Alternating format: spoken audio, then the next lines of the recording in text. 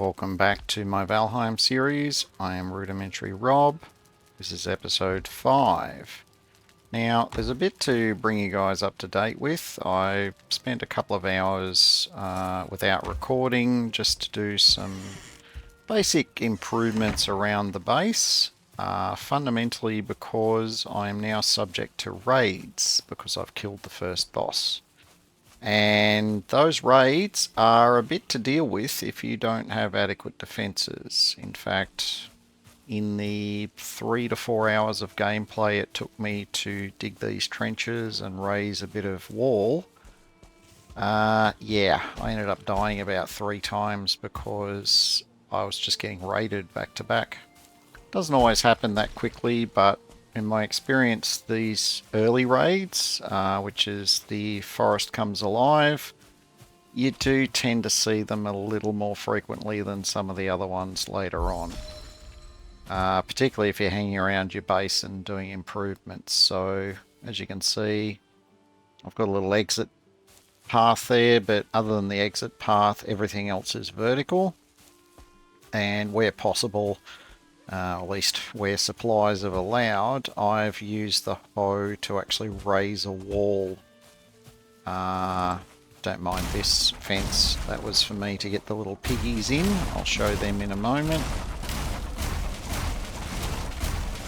That's a bit on the loud side. Okay. I also made a little bridge because the second part of the bridge is made with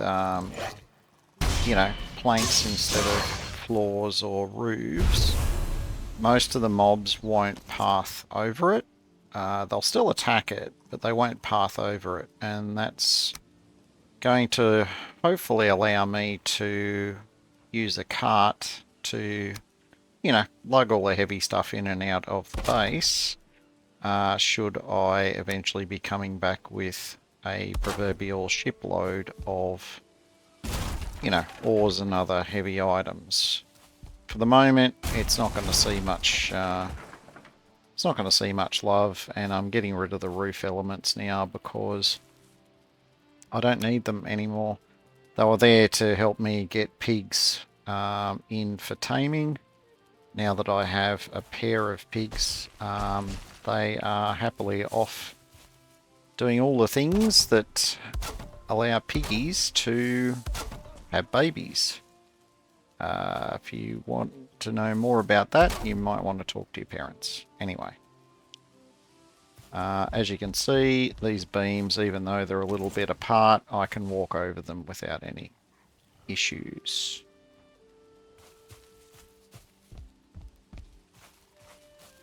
Alright, and as I mentioned before, here is my little piggy pen.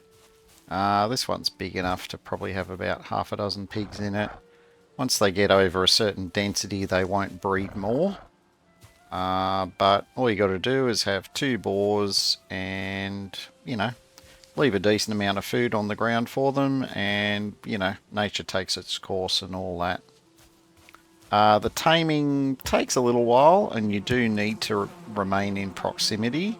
But they can't see you, because if they ever get alerted or they, get the little red exclamation mark above their head, the taming process stops at that point and it won't resume until they've settled down again. So there was, I'm going to say, probably about 40 minutes between the 2 pigs. There would have been at least 40 minutes of me just AFKing, stealthed up by the fire, and pretty much ignoring everything else that was going on just to make sure that the boars were tamed in the most time efficient manner.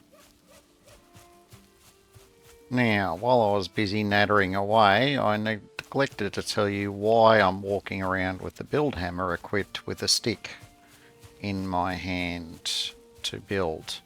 I'm just demonstrating the build areas of all of the crafting benches that I've put down.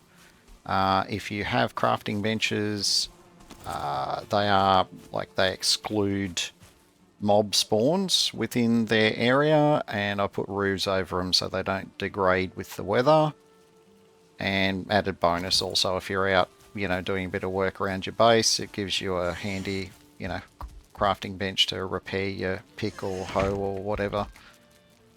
So basically with the overlapping benches, I do not have a single spot inside my base that any of the raids or other mobs can spawn in. They all have to spawn outside of that trench, which makes it a lot easier to deal with the tougher mobs.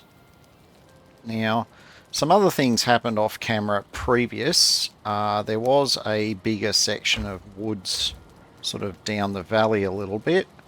As per my previous demonstrations of not having an appropriate axe to gather fine wood, I persisted for about 2 hours and managed to get the fairly useful amount of fine wood I had. The only thing that prevented me from making the making the fine wood bow was having enough core wood, but I subsequently located some more. And now we have a fine wood bow, which is in many ways a fairly substantial upgrade over the crude bow, even at level 1.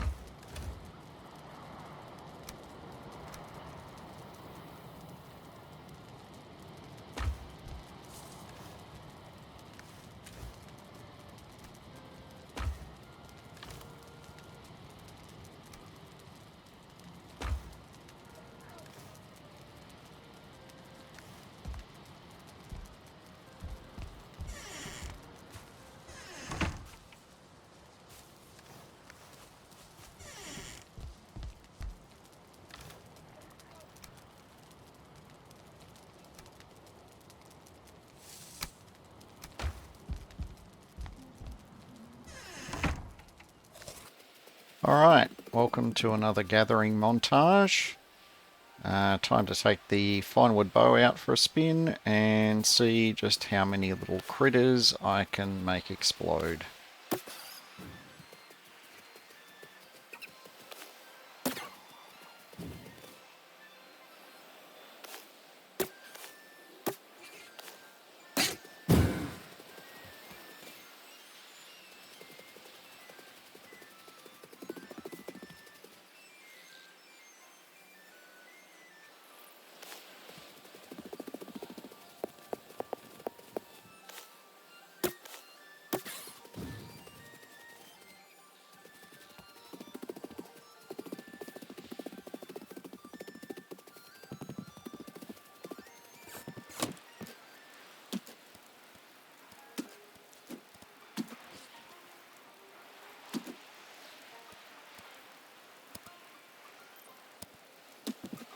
Alright, well, it was around about now that I decided I should just collectively pull my finger out, get some decent food, and see if I can work on getting some more Surtling cores, because they are basically what's holding me up now. I need 5 Surtling cores for a forge, and I need another 5 for the charcoal oven thing. And I'm going to want a whole lot more than that if I'm ever going to set up portals and things of that nature. So, cue the speed run down to the nearest Black Forest. I was debating not actually gathering anything along the way, and then I thought, no, we need mushrooms. Not now, but we're going to need them later.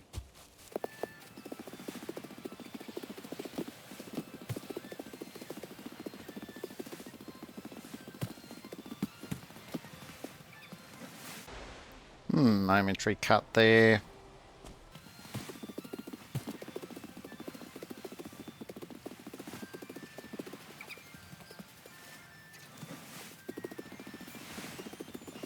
Alright, now here we are approaching the Black Forest I discovered earlier. Usual array of critters there to greet me. A couple of grey dwarves and a deer.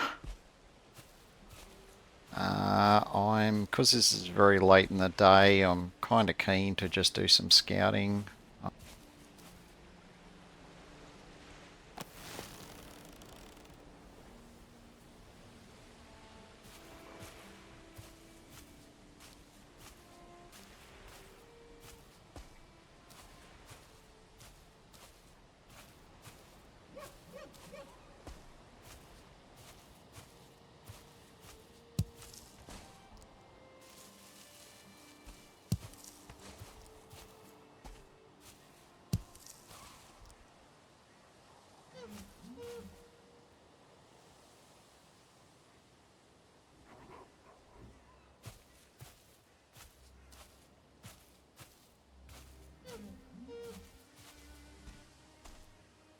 to know, other than skeletons, pretty much everything else you'll see in the Black Forest doesn't seemingly automatically know where you are.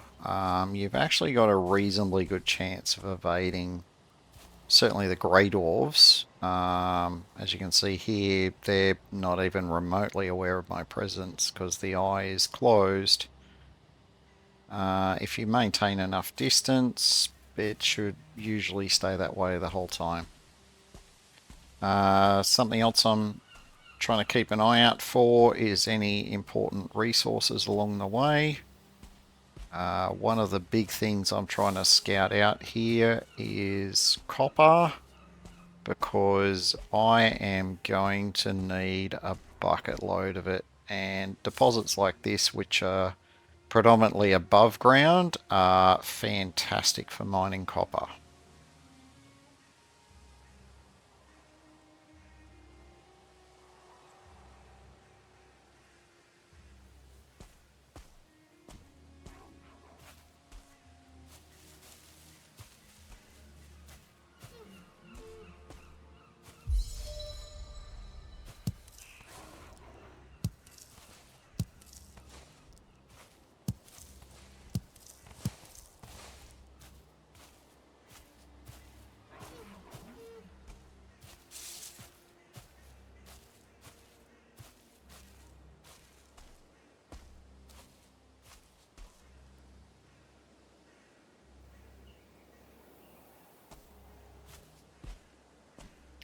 Now, this little stone structure up here that I'm going to tell you now is not that little, is not actually a dungeon.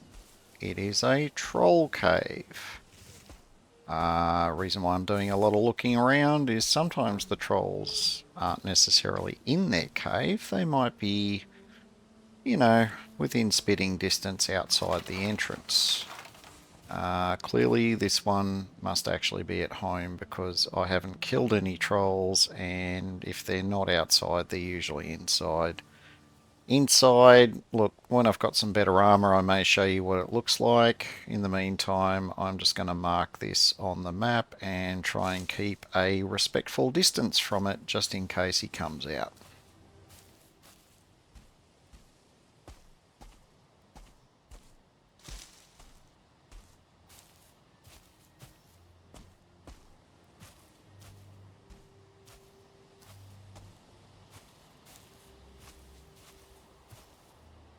Now, all this stalking through the undergrowth may seem a little dull. Trust me, when you're here and you know what can come out and say boo, a bit of, let's say, diplomacy in terms of not starting something unless you're prepared to finish it is always a good idea in the Black Forest.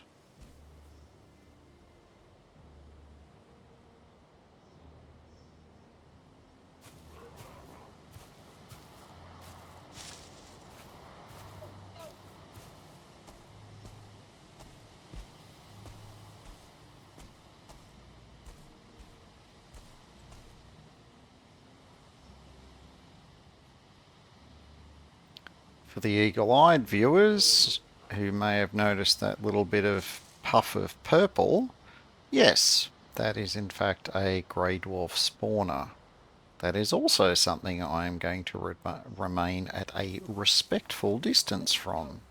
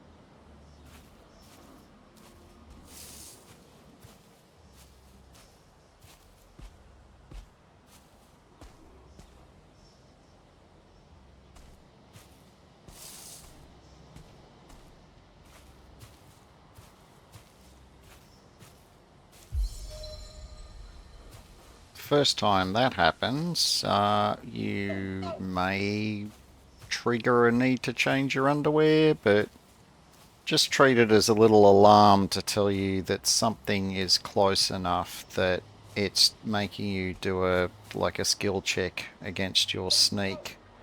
And in that case, it leveled up as a result of it. So no harm in this case because it was just the deer, but that isn't always the case.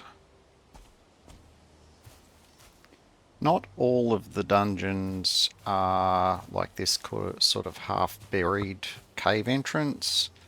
Quite a lot of them look like this little stone structure that the skeletons are all around. You don't get much of a view of it here, but I will get closer in a moment. General experience, they're probably just as common, this type and the, hole in the ground type, so you need to keep an eye out for both, but anytime you hear skeletons, it's a good time to stop and look around because skeletons in the Black Forest, you usually only see them at broken towers and dungeons. You don't really see them much outside of those two locations. So chances are, if you see skeletons, yeah, stop and check it out. And if it's worth looting, well, have at it.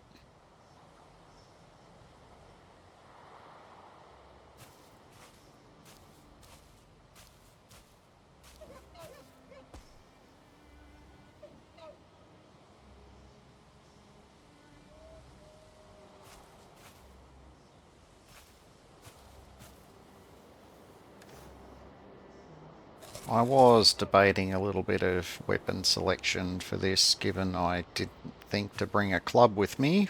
I'll have a talking to with myself later about that. I was debating whether slashing or piercing damage was likely to hurt them more. I had a feeling that skeletons were actually quite resistant to piercing, so at least in the first part of this I thought I'd give my axe a bit of a go.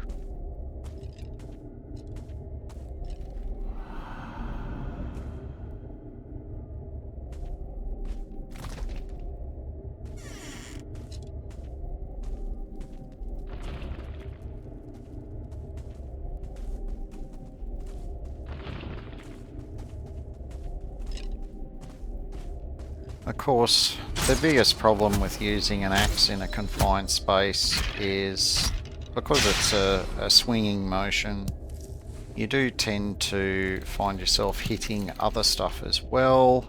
And it's like when you're chopping trees down, it splits the damage between the target types. Well, if the target's immune, it still soaks up part of that damage of that swing. So I do persist with the axe a little bit longer, but I quite rapidly come to the conclusion that the dagger is actually a better option because it's thrusting and, I'm only going to hit something other than the target when I actually want to hit something other than the target.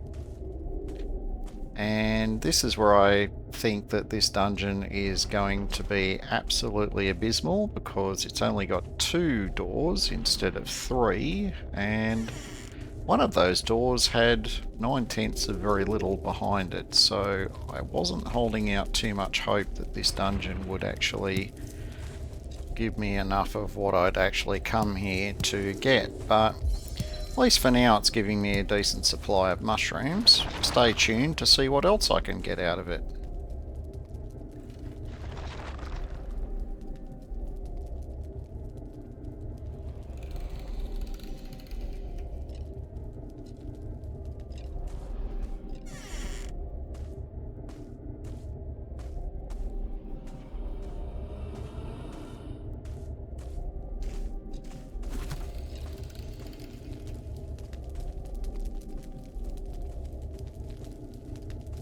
Oh goody, another skeleton spawner. I was expecting another round of PTSD, but thank heavens I only had to deal with a couple of skeletons on this one and not any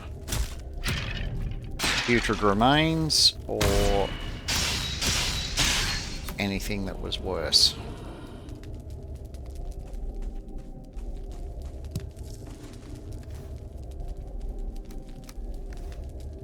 Oh, good. A couple of Surtling cores and a bit of stuff for the trader. That's at least made this dungeon worthwhile so far. If that's all I get out of it, then it's probably been worth the trip. It's certainly no worse than the last dungeon I went in.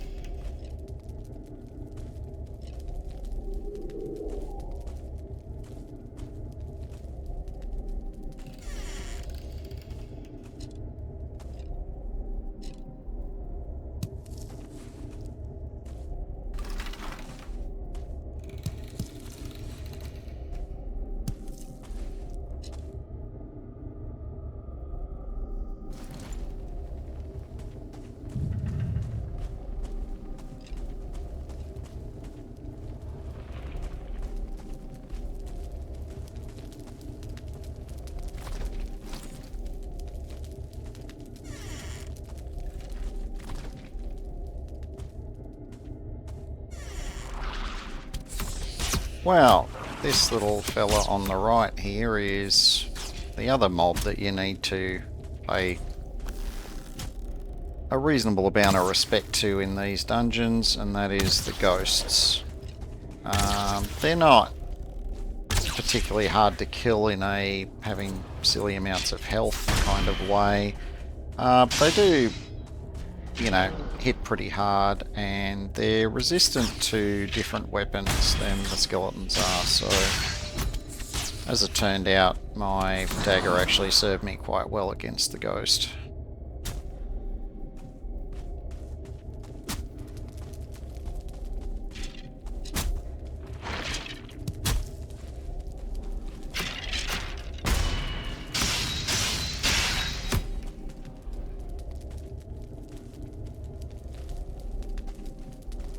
Wow, this is where I thought some of my Christmases had come at early.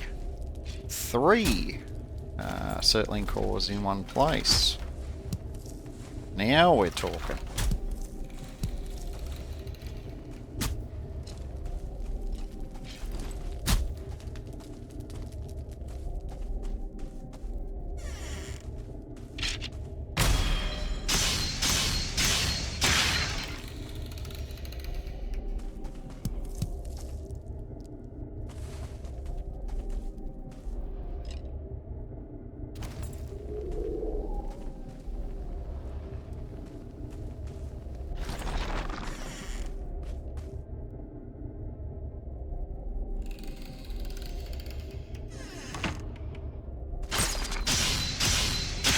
Now, I suspect that 1-star skeleton must have been as tired as I was at this stage, but he didn't seem to register my existence, and this ghost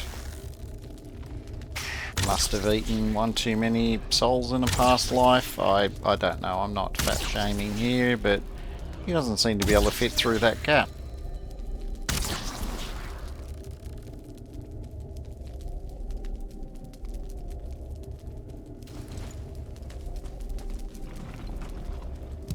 Wow, another couple of Surtling cores. That is absolutely amazing. I think the game might be trying to apologise to me for the first dungeon I went through. And on top of that, that little fella is the marker for where the second boss is. As you can see as I scroll the map out, I've got some ground to cover before I'm ready to do that guy.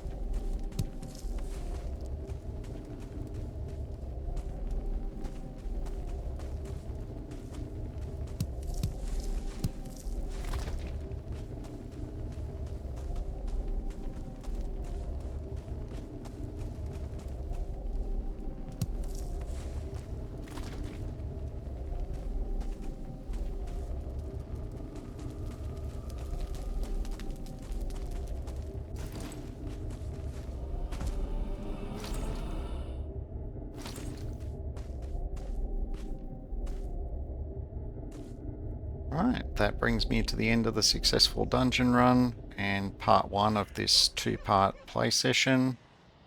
If you've enjoyed what you've seen, give me a like. If you want to see more, hit the subscribe button and the notification bell so you can stay on top of my releases. My name is Rudimentary Rob. Thank you for watching. Have a great day.